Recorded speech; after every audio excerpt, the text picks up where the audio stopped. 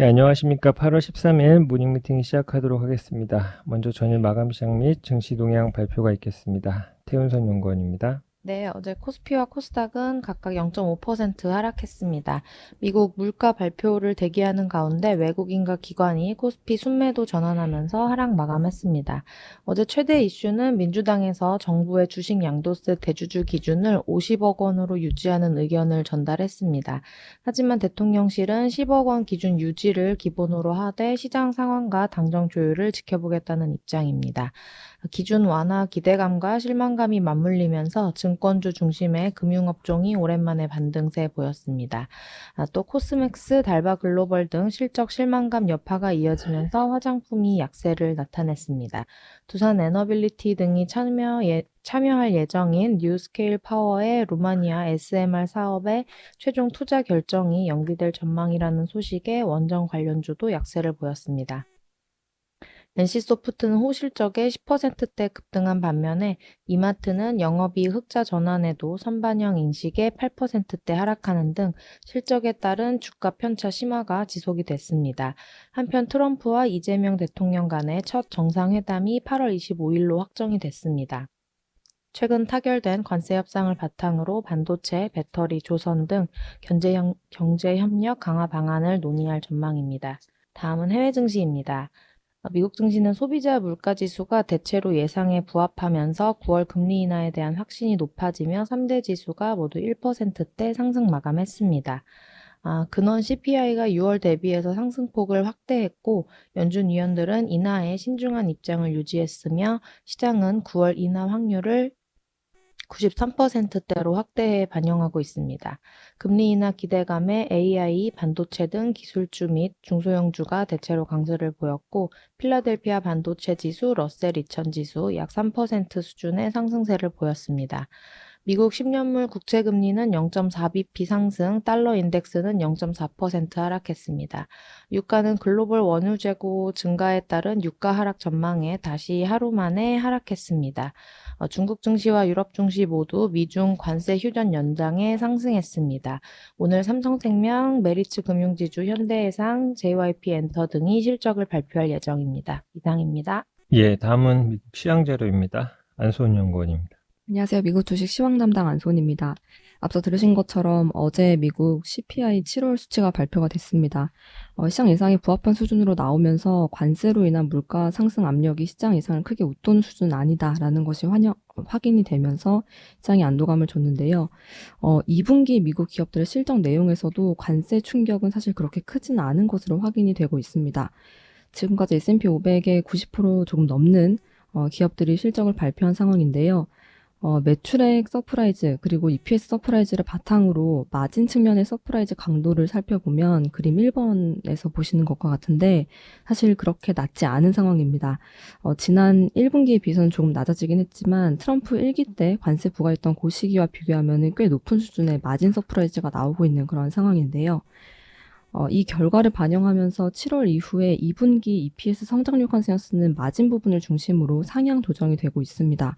이번 2분기 실적 시즌 시작되기 이전에 시장이 관세발 비용 우려를 반영하면서 마진 중심으로 기대치를 낮췄던 것과는 정반대의 결과가 나오고 있는 상황입니다.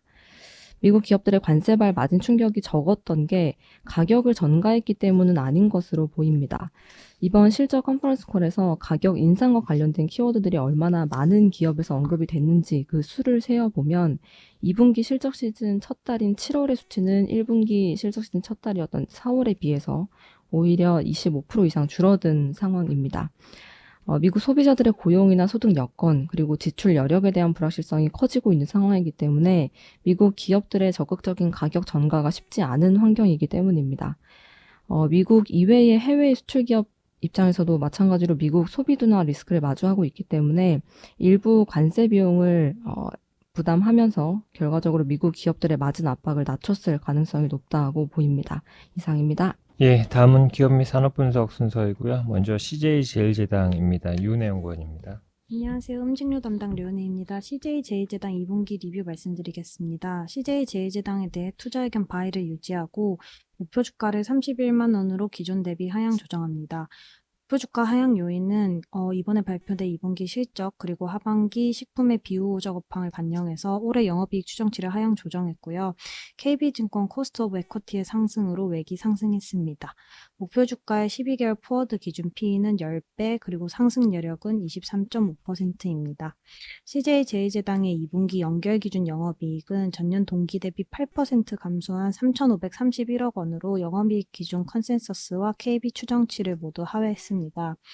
식품 사업이 아쉬운 실적을 기록했는데요. 내수 소비 부진으로 인해 국내 식품 매출이 역성장하고 미주 식품 매출의 성장이 제한되는 가운데에서 국내외 전반에서 원재료비 부담이 증가했습니다. 바이오 사업은 매출과 영업이익이 모두 증가했는데요. 유럽 라이신 그리고 셀렉타 SPC 모두 판가 상승, 판매량 증가가 동시에 이루어지면서 실적이 개선됐습니다. 다만 수익성 좋은 제품군은 비우호적 업황이 이어지면서 아쉬운 실적을 기록했습니다. 3분기는 식품 사업의 점진적 개선 그리고 바이오 사업의 높은 기저 부담이 혼재되어 나타날 것으로 예상합니다. 식품 사업 같은 경우에는 국내는 추석 선물 세트 효과 그리고 민생 회복 소비 쿠폰 지급으로 가공 중심으로 매출 성장률 반등이 기대되고요. 해외는 미주 파이 생산이 5월부터 재개되었고 영국과 같은 고성장 지역 중심으로 입점 확대가 예정되어 있습니다. 다만 2분기 실적을 견인했던 바이오 사업은 고수익 제품의 기여가 축소되는 가운데 유럽 라이신 판가 상승률 둔화 그리고 SPC 재고 부담 등으로 실적 성장이 제한될 것으로 전망합니다. 자세한 내용은 리포트 참고 부탁드립니다. 예, 다음은 에코마케팅 자료입니다. 최영은 연구원입니다. 네, 에코마케팅에 대해서 목표 주가를 17,000원으로 70% 상향 조정합니다. 지금 에코마케팅 광고 부분이 시장을 대폭 상회하는 실적이 2개분기 연속으로 나타나고 있습니다. 근데 이러한 흐름이 저희는 계속될 거라고 생각을 하고 있고요. 지금 국내든 그렇고 국내 글로벌 광고 대행사의 매출액 성장률이 대부분 로우 싱글이나 미드 싱글입니다. 하지만 에코마케팅은 2025년, 2026년에 20%, 11% 성장 가능하다라고 감안해서 지금 광고 피어 대비 20% 할증한 포워드 기준 PL 11.5배를 적용했습니다. 지금 에코마케팅에서 중요한 거는 결국 광고라고 생각을 하고 있습니다. 근데 그 광고 중에서 퍼포먼스 광고가 지금 주목하고 있습니다. 결국 퍼포먼스 광고는 광고를 통해서 광고주의 매출액이 늘어나는 구조입니다. 그렇기 때문에 매출액을 늘릴 수 있으면 무한정으로 광고가 지금 예산이 늘어나는 구조입니다. 저희는 에코마케팅이 계속해서 이러한 구조를 바탕으로 수혜를 볼 것이라고 예상을 하고 있고요. 이거는 하반기에도 계속될 것이다 라고 생각을 하고 있습니다. 이상입니다. 다음은 제약바이오 쪽 인덱스 자료입니다. 비만 치료제 관련이고요. 김혜민 연구원입니다. 안녕하십니까. 제약바이오 담당 김혜민 연구원입니다. 제약바이오 비만 인덱스 자료 말씀드리겠습니다. 글로벌 비만 시장 규모는 24년 기준 334억 달러에서 연평균 13.7% 성장해서 733억 달러로 확장될 전망입니다. 고속 성장세 주요 요인은 증가하고 있는 비만율 그리고 연관된 합병증 등의 증가를 꼽을 수 있고 지속 성장이 가능할 것으로 보는 이유는 만성질환으로의 인식이 증가하면서 효과적인 약물학적 치료 필요성 부각에 기인할 수 있습니다. 과거 글로벌 1990년부터 21년 유병률 추이가 지속된다면 2050년 기준 약 38억 명의 성인이 과체중 비만으로 분류되고 해당 시점의 인구의 약 2분의 1 수준으로 예상되고 있습니다. 초기 GLP-1부터 다중작용제로 확장이 되고 있는데 불과 30년이라는 기간밖에 안 지났지만 빅토자, 삭센다를 필두로 현재 오젬픽, 위고비 그리고 마운자로 젯바운드가 성공적으로 개발되면서 제2형 당뇨, 비만 환자들에게 적절한 치료 옵션을 제공함과 동시에 상업적 성과를 거두었습니다.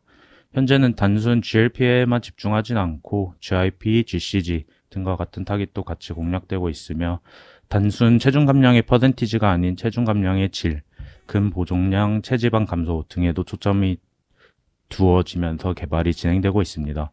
또한 GLP-1 기반 치료제는 펩타이드로서 확장성 및 생산의 편의성 등을 종합적으로 감안하고 저분자의 연구로도 진행이 되고 있고 피하 주사제에서 복용 편의성이 개선된 경구제형으로도 개발이 활발하게 진행되고 있습니다. 국내 주요 비만 치료제 개발 기업으로는 한미약품과 D&D 파마텍을 최선호 종목으로 주목 제시합니다. 한미약품 같은 경우는 미국 당뇨병 학회를 통해서 최신 트렌드에 부합한 LA 트리아 UCN2 같은 물질들의 초기 연구 결과를 발표를 했고, 국내 3상을 진행 중인 에페글랜타이드 임상 데이터 연내 확인, 그리고 내년 하반기 상업화 모멘텀을 기대해 볼 수 있습니다. D&D 파마텍 같은 경우는 오랄링크 플랫폼 기술이 적용된 후보 물질에 대한 초기 연구 결과를 연내 미국 파트너사 메세라를 통해서 확인될 수 있고, 임상을 진행 중인 메쉬 치료제를 통해서 단일 파이프라인에 대한 의존도 리스크도 일정 부분 해소했다는 점이 고무적입니다. 해외 플레이어로는 D&D 파마텍의 메세라 그리고 턴즈를 주목해 볼 수 있다는 판단입니다. 이상입니다. 예, 다음은 전기차 배터리 8월 동향 자료입니다. 강성진 연구원입니다. 네, 안녕하세요. 자동차 부품 담당 강성진입니다. 전기차 배터리 8월 동향 업데이트 드리겠습니다. 전체적으로 보면 전기차 판매가 크게 이제 증가를 하고 있는 그런 모습들이 이어지고 있어서 캐즘이라는 말이 좀 이제 극복이 된 것 같다 이렇게 보여집니다. 다만 대수로는 그런데요. 이 구성을 보면 소형 모델들 중심으로 되면서 수익성 압박은 좀 커지는 것으로 보이고, 그리고 미국이 이제 그 전기차 세액 공제 폐지하는 등 이제 정책이 좀 비효율적으로 바뀌면서 앞으로의 전기차 생산이나 배터리 사용량 증가 이런 부분들이 전반적으로 제약이 될 거로 보입니다. 그래서 미국 비중 높은 업체들한테 불리한 업황이 될 거로 보여지는데, 다만 ESS 수요 증가에 따른 수혜가 있거나 또는 리튬 가격 반등에 따른 수혜가 있는 종목들에 대해서는 좀 주목할 필요가 있다라고 생각을 합니다. 먼저 자동차 쪽 말씀드리면 6월달 글로벌 전기차 판매는 1년 대비 21% 급증을 했고요. 중국이 판매 증가를 주도를 했고 BYD가 역시 판매가 크게 늘어났습니다. 중국은 크게 늘어난 반면에 이번에 이제 미국하고 유럽은 6월 기준으로 전기차 판매 좀 줄어드는 그런 모습이 나왔고요.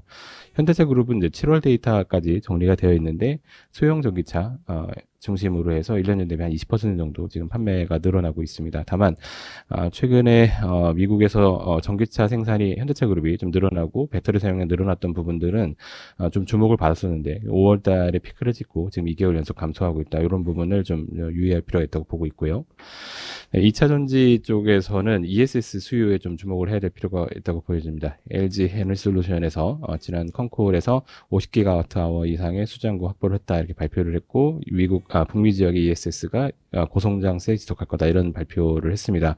그러면서 이제 추가 증설 계획을 자동차용에서 ESS용으로 전환한다라고 발표를 했고요. 이러한 수요 증가의 효과가 미국에서 생산량 약 40%, 매출액 66%, 분기 영업이 2,896억 원 증가 효과가 나오는 그런 변화로 그렇게 판단이 됩니다. 그래서 좀 주목할 필요가 있다고 보고 있고요.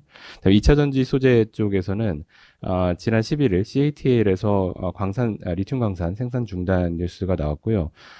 중국 정부의 이제 공급 과잉 문제 해결 의도가 반영된 것으로 보여서 당분간 리튬 가격 상승 흐름으로 전환될 것 같다 이렇게 지금 보고 있고, 그에 따른 양극재 업체들의 실적 개선의 요인이 작용할 수 있고, 탑픽으로는 LNF를 제시를 합니다. 예, 이상입니다.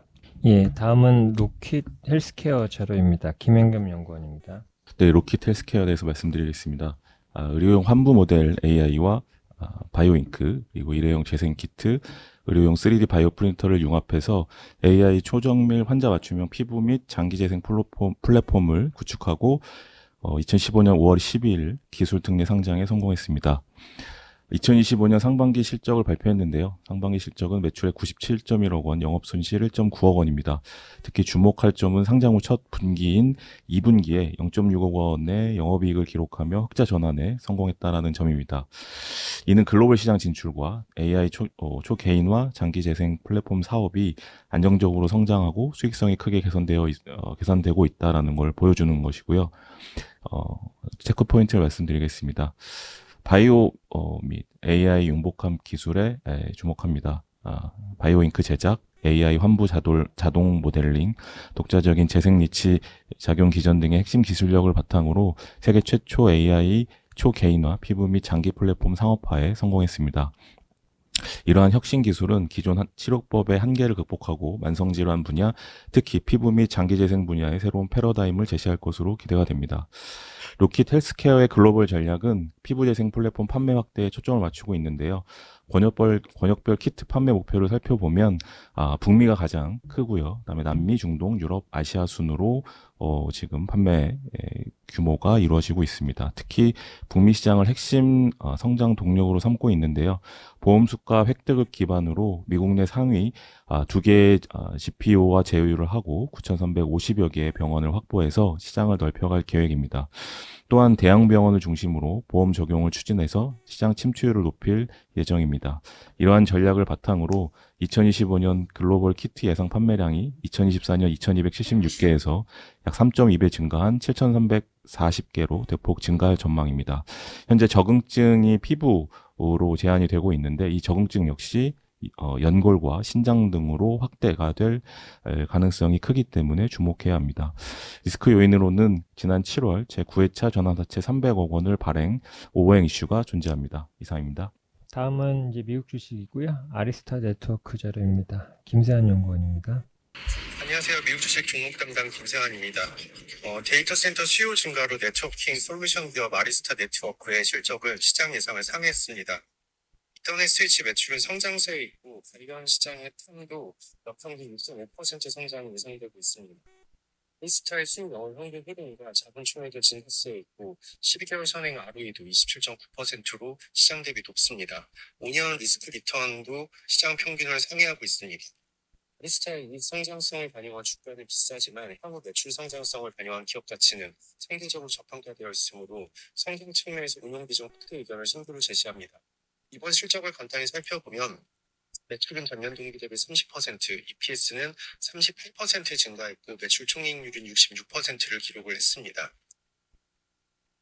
아리스타의 솔루션은 2025년에 운영에서 배포가 진행 중이고 패턴드 AI 네트워킹 목표 매출은 7억 5천만 달러 그리고 프론트를 합치면 총 15억 달러를 넘어설 것으로 전망을 하고 있습니다.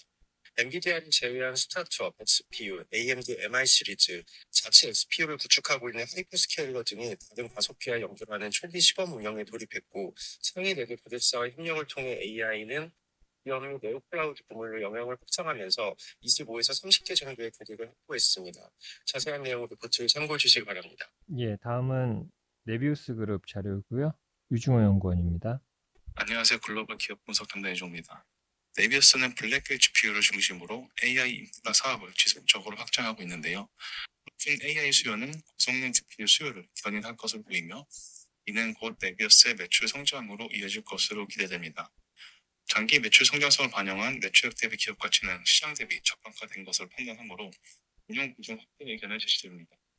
네비우스의 12개월 선행 매출액 대비 기업 가치는 15배로 동등기업 상회하고 있는데요. 그러나 향후 3년 매출 연평균 복합 성장률은 76.6%로 동종 기업 대비 가장 높습니다. 이 반영할 시에는 시장 대비 저평가되어 있다고 보고 있습니다.